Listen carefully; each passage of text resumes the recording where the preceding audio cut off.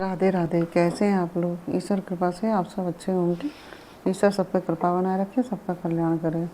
आज हम बताने जा रहे हैं धनेश्वर ब्राह्मण की कथा, जिसको धनतेरस के दिन सुनने से धन अपार धन की बरसात होती है। धन लक्ष्मी कभी छोड़ के नहीं जाती है। और वह कथा इस प्रकार है। ये भगवान श्री कृष्ण जी बोल रहे हैं कि प्राचीन काल में उज्जैन में एक महापापी और दुरात्मा धनेश्वर नाम का एक ब्राह्मण रहता था। वह चमड़ा और कंबल आदि, रस आदि का व्यापार करता था और वैश्यागामी भी था और मद्यपान आदि सभी बुरे कर्म किया करता था। जो भी बुरे कर्म होते हैं वह सब किया करता था। चूँकि वह रात दिन पाप में रत रहता था, इसलिए वह व्यापार में नगर नगर घूमता रहता था। एक दिन महिष्मतीपुरी जो राजा महेश ने बसाई थी, इसलिए वह राजा के नाम से ही विख्यात थी नगरी। तो उसके पास ही पाप नाशनी पुण्य कारणी भगवती नर्मदा नदी बहती हैं। उस नदी के किनारे वह देश देशांतर से आए हुए यात्री कार्तिक व्रत करने के लिए कुछ दिन के लिए वहाँ ठहरा करते थे। उन कार्तिक व्रत करने वालों जो प्राणी थे, जो लोग ठहरे हुए थे, वहाँ पे उनका ठहरा देखकर वह दुष्ट धनेश्वर भी इधर उधर घूमता हुआ 1 मास के लिए वहाँ ठहर गया। 1 महीने के लिए ठहर गया वहाँ। अपने माल को बेचता हुआ वह नर्मदा नदी के तट पर घूमता रहा। अपने माल में मिलावट आदि भी किया करता था वो, और जैसे जो भी सामान बेचता था उसमें मिलावट करके बेचता था। और ब्राह्मणों को देव पूजा में देखता था, और वह देखता था कि ब्राह्मण लोग पूजा में रहते हैं। और कोई भी ग्रंथ पढ़ रहा है, कोई सुन रहा है, कोई भगवत कीर्तन कर रहा है, कोई भजन सुन रहा है, कोई ध्यान में लीन है, और कोई तुलसी की माला धारण किए हुए है। इसी तरह वह भगवत भक्तों के बीच में रहा और वैष्णव के दर्शन करता रहा। जो भगवान की पूजा लोग कर रहे थे उनका दर्शन करता रहा, उनको स्पर्श करता रहा, उनसे वार्तालाप आदि करता रहा, क्योंकि वहाँ वो ठहरा ही हुआ था उनके बीच में। और भगवान विष्णु के नाम स्मरण के पुण्य को अर्जित करता रहा। वह कार्तिक के व्रत की उद्यापन की विधि तथा जागरण को भी देखता रहा। उसने पूर्णिमा के व्रत को भी देखा कि कैसे लोग पूर्णिमा का व्रत कर रहे हैं, और कि व्रती ब्राह्मणों और गुरुओं को भोजन करा रहे हैं, उनको दक्षिणा आदि भी दे रहे हैं। ये सब वो बड़े ध्यान से देखता था। उसने नित्य प्रति भगवान शंकर की प्रसन्नता के लिए होती हुई दीपमाला आदि को भी देखा। और त्रिपुर नामक राक्षस के 3 पुर को शंकर जी ने इसी तिथि को जलाया था।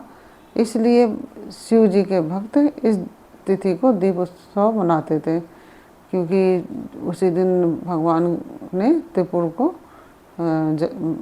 भस्म किया था, मारा था। इसलिए वहाँ दीप उत्सव मनाया जाता था। जो मनुष्य मुझ में और शंकर जी में अंतर मानता है, भगवान कृष्ण कहते हैं कि जो हम में और शिव जी में अंतर मानता है उसकी सारी क्रियाएं निष्फल हो जाती हैं। धनेश्वर वहाँ पूजा की विधि देखता हुआ इधर उधर घूम रहा था कि उसे काले सर्प ने डस लिया और वह भूमि पर गिर पड़ा। उसकी यह दशा देखकर वहाँ के दयालु भक्तों ने उसे चारों ओर से घेर लिया और उसके मुंह पर तुलसी दल मिश्रित जल के छींटे देने लगे। और जब उसके प्राण निकले तो यम के दूत जो थे उसे बांधकर कोड़ों से मारते हुए यमपुरी को ले गए, क्योंकि वह बहुत ही पापी था ना, अधर्मी था। उसे देखकर चित्रगुप्त ने यम से कहा कि इसने बालकाल से ही लेकर आज तक बुरे कर्म ही किए हैं। इसके जीवन में तो पूर्ण तो लेस मास भी नहीं है। तो इसके बिल्कुल भी कोई भी किसी मतलब रत्ती मात्र भी पुण्य नहीं है। यदि मैं पूरा 1 वर्ष आपको सुनाता रहूं तो भी इसके पापों की सूची समाप्त नहीं होगी। इसने इतने पाप किए थे। ये महापापी है, अतः इसको 1 कल्प तक घोर नरक में डालना चाहिए। चित्रगुप्त की बात सुनकर यमराज ने बड़े क्रोधों में आकर उसे अपना कालनेमी के समान भयंकर रूप दिखाते हुए अपने अनुचरों को आज्ञा देकर कहा कि प्रेत सेनापतियों, इस दुष्ट को मुदगरों से मारते हुए कुंभीपाक नरक में डाल दो।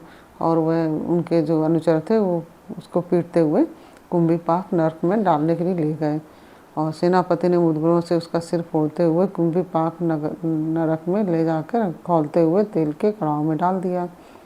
प्रेत सेनापति ने ज्यों ही तेल के कड़ाव में उसे फेंका तो लपलपाती हुई आग अपने आप ठंडी हो गई, जैसे कि प्रहलाद को अग्नि में डालने से वह ठंडी हो गई थी। यह विचित्र घटना देख के प्रेत सेनापतियों ने यमराज के पास जाकर यह सब हाल कहा। यमराज भी आश्चर्यचकित हो गए कि धनेश्वर को अपने पास बुलाकर स्थिति पर विचार करने लगे। उसी समय नारायण नारायण का कीर्तन हुए देवर्षि नारद जी भी वहाँ पहुँचे और यमराज से कहने लगे कि हे यमराज, ये ब्राह्मण नरक में डाले जाने के योग्य नहीं है, क्योंकि इसने अंत समय में कुछ शुभ कर्म किए हैं जो कि नरक यातना को नष्ट करने वाले हैं। जो लोग भगवत भक्त का दर्शन करते हैं, उनसे वार्तालाप आदि करते हैं, उनका स्पर्श करते हैं, चाहे उन्होंने कोई पूर्ण कर्म किया हो या ना किया हो, सहज ही स्वर्ग के अधिकारी बन जाते हैं। जो संतों के साथ रहते हैं, भगवत प्रेमियों के साथ रहते हैं, उनके साथ रह के ही उनकी गति भी सुधर जाती है। अतः धनेश्वर भी पूर्ण आत्माओं के संग और स्पर्श से स्वर्ग का अधिकारी हो गया। अतः यह पूर्ण आत्मा है, इसे यक्ष योनि दो और केवल इसे पाप भोग करने वाले नरक दिखा दो। बस इतना ही सही उसको पापों का फल मिला।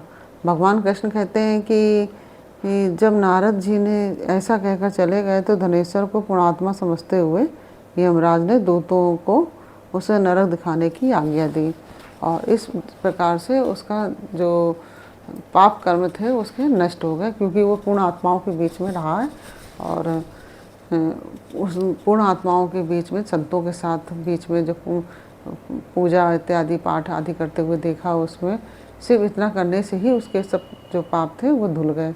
और इसी प्रकार से क्योंकि कहते हैं कि भगवान के जो भक्तों के बीच में, संतों के बीच में, महात्माओं के बीच में जो लोग रहते हैं वो उनकी गति सुधर जाती है। इस प्रकार से धनेश्वर की जिस प्रकार से गति सुधर गई तो इसी प्रकार उसको पाप नरक से मुक्ति मिली। इसीलिए ये कथा धनतेरस के दिन सुनने का बहुत ही महत्व है और इसको सुनने मात्र से अनंत धन की प्राप्ति होती है और इसको अवश्य सुनना चाहिए। आपको ये कथा कैसी लगी यह हमें कमेंट बॉक्स में अवश्य बताइए और यदि अच्छी लगी हो तो वीडियो को लाइक शेयर अवश्य कर दीजिए और कमेंट में राधे राधे अवश्य लिखिए। और यदि आप हमारे चैनल पर सब्सक्राइब नहीं किया है तो प्लीज़ हमारे चैनल को सब्सक्राइब कर लीजिए और बेल आइकन बटन अवश्य दबा दीजिए, जिससे कि हमारे आने वाले सारे वीडियोस आपको प्राप्त हो सकें। फिर मिलते हैं आपसे अगले वीडियो में एक नई जानकारी और नई कहानी के साथ। तब तक के लिए राधे राधे।